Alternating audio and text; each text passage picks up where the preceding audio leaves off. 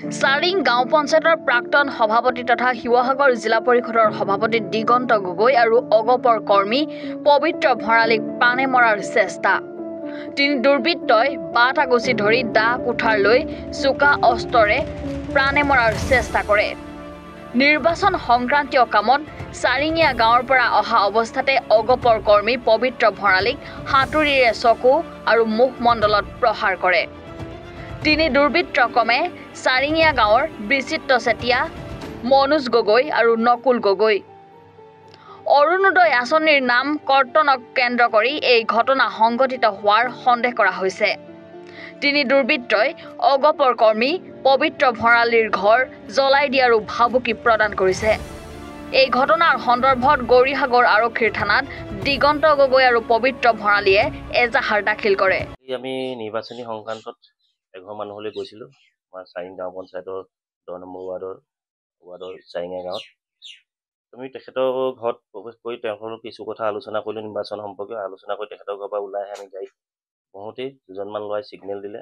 মই গাড়ীখনৰ গ্লাছখন খুলি দিয়াৰ লগে লগে এজনে আহি মোৰ সতীৰ্থ পবিত্ৰ ভঁৰালীক হাতুৰিয়ে প্ৰথমে আক্ৰমণ কৰিছে। হাতুৰি আক্ৰমণ কৰাৰ পাছত মই গাড়ীৰ পৰা নামি গ'লোঁ। তেওঁ নামিলে গাড়ীৰ পৰা, তাৰপিছতে ঠেলা হেঁচা ইয়াক ঘুচিয়া ঘুচি কৰিলে।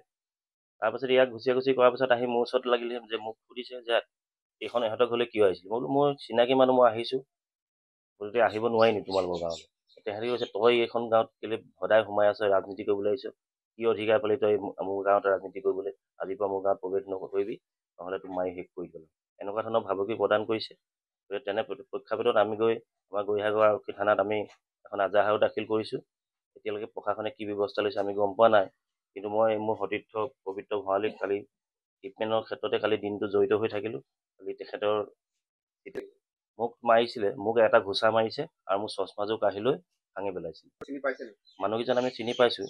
তেখেতলোকে নিজকে ৰাইজৰ দলৰ বুলি পৰিচয় দিছে। এজনৰ নাম বিচিত্ৰ চেতিয়া, এজনৰ নাম মনোজ গগৈ আৰু ইজনৰ নাম মুকুল গগৈ। মুকুল গগৈ বোলাজনৰ হাতত এখন দা আছে।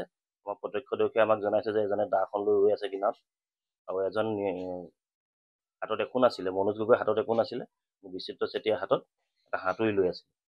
মই তেওঁলোকৰ ঘৰৰ পৰা আমি ওলাই আহিছিলোঁ। ওলাই আহি পেলানি গাড়ীত বহিছোঁহি।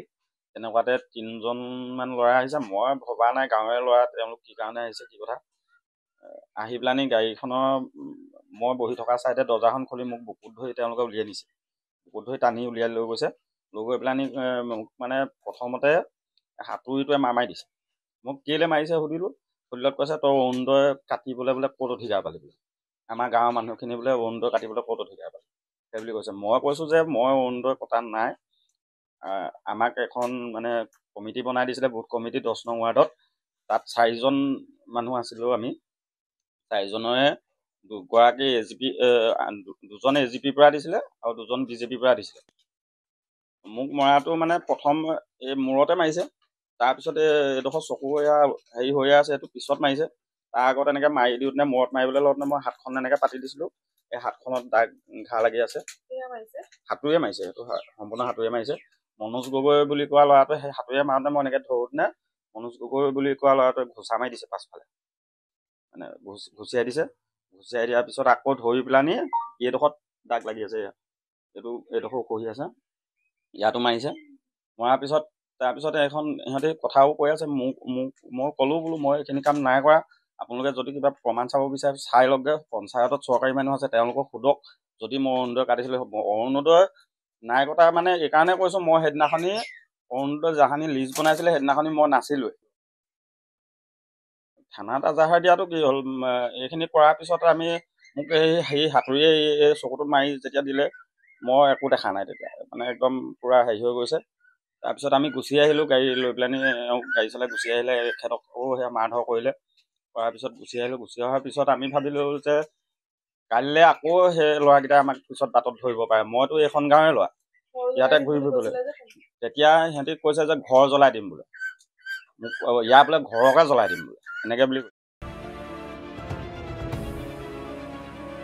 আমগুৰিৰ পৰা ৱাকিল আহমেদৰ ৰিপৰ্ট, এনি ভাৰত 24।